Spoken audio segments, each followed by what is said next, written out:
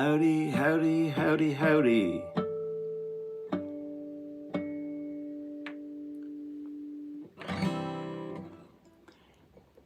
Today we've got what they used to call a folk blues tune.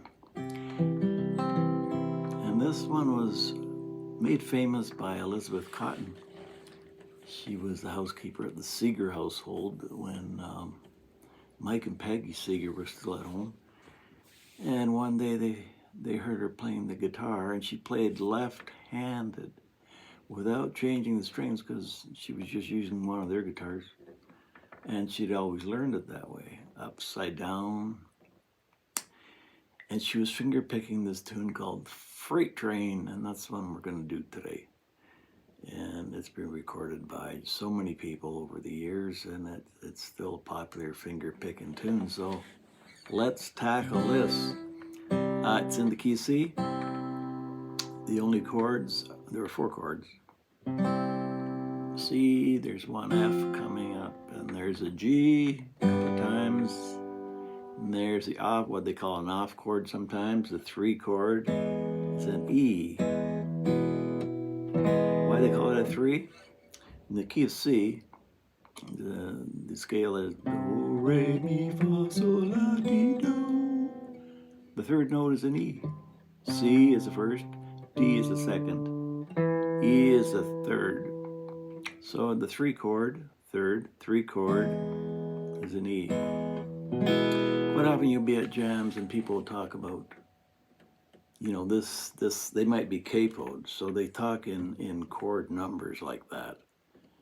Yeah, because some people like mandolins and fiddles are not capoed. So you'll say you're capoed at the 2nd fret.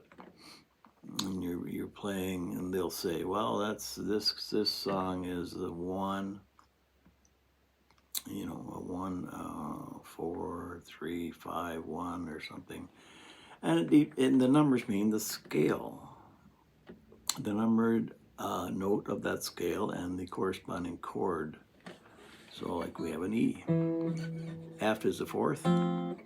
E to F is 1 fret difference. That's how we get a 4 chord, an F. And between F and G, there's 2 frets or 1 whole step.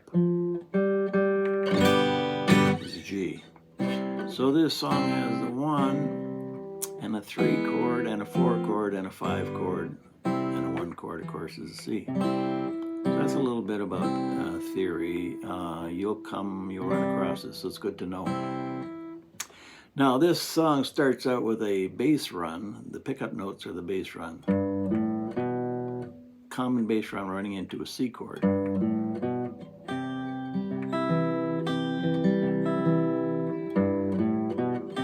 right away the C chord has a 3rd fret, 1st string. That's the melody. Freight train, freight, freight train, freight train. So pinky on the 1st string, 3rd fret, then it goes open. Rain, freight, 3rd fret, 2nd string with the pinky. And then just like a C chord, 1st fret, 2nd string. Goes to a G. Open 2nd and 3rd fret, 6th string. Together. I'm looking down here at the tab, which I'll post at the end of this video. I just want to run through it so you don't make any mistakes. Then we go up to the 5th fret. Now when I was learning, I was only comfortable at the first 3 frets.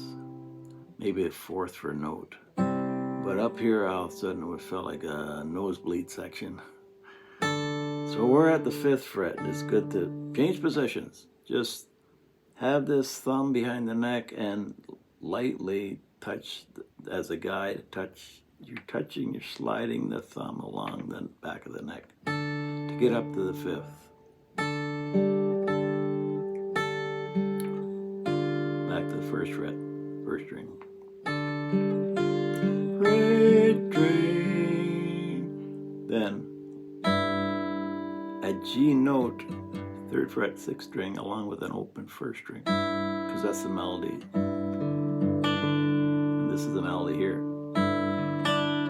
Pinky, 3rd fret, 2nd string. Back to C.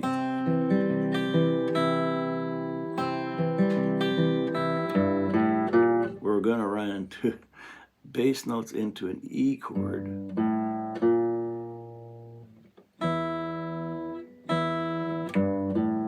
We don't finish that run to a note, would be the B on the 5th string, the 2nd fret, 5th string. We just go imply it. Open 1st and open 6th. The trickiest part, now most of you, I'm so used to flattening. I'm on an E chord, right? And I got the 1st fret, 3rd string. I'm used to flattening, collapsing that index to get the 1st fret, 1st string, because that's the melody. See that? I'm flattening. Now if you can't do that, lift your index off that 3rd string and grab it or place it on the 1st string, 1st fret. You still get the same note. The only thing is when I flatten my index, I still get some of the ring of that 3rd string, 1st fret. However, if you lift it off, of course you won't, but it's very little difference. Then to an F. Again, we need a melody note, so we're on an F. Pinky plays 3rd fret, 2nd string. Back to a C. What's that? It's push rhythm. I mentioned that in another video. We're playing C,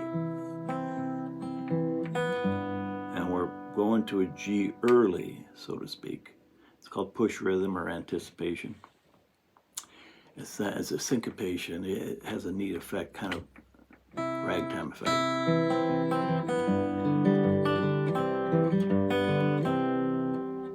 Here it is. You hear that? On the tab, I have a tie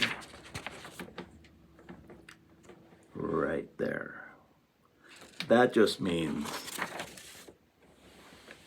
that note that belongs to the G chord in the next measure is struck early, like I said, is played early, and you just let it ring through. That sort of means let it ring, you know.